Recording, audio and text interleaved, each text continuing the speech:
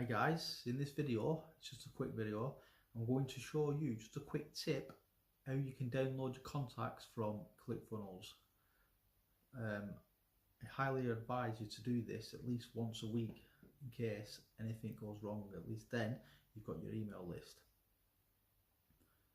It's pretty straightforward, guys. You come onto your ClickFunnels page like this, go to where it says ClickFunnels along the top, go into contacts,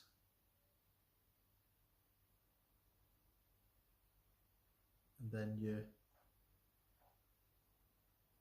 change it to wherever you say.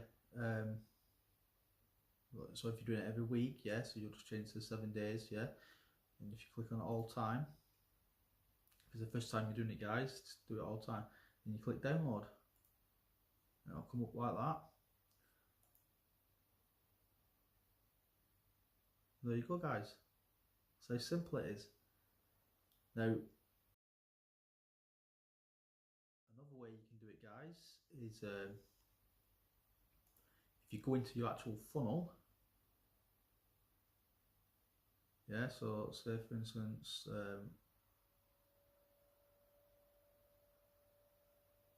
click on the 2-week trial, yeah, then you go across the top where it says steps, move across to where it says contacts,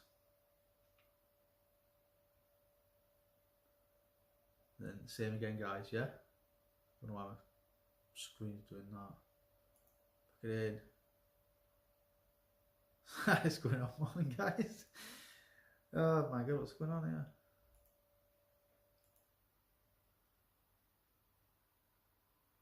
Right, yeah, so you go back, go to contacts, yeah, that's another fit.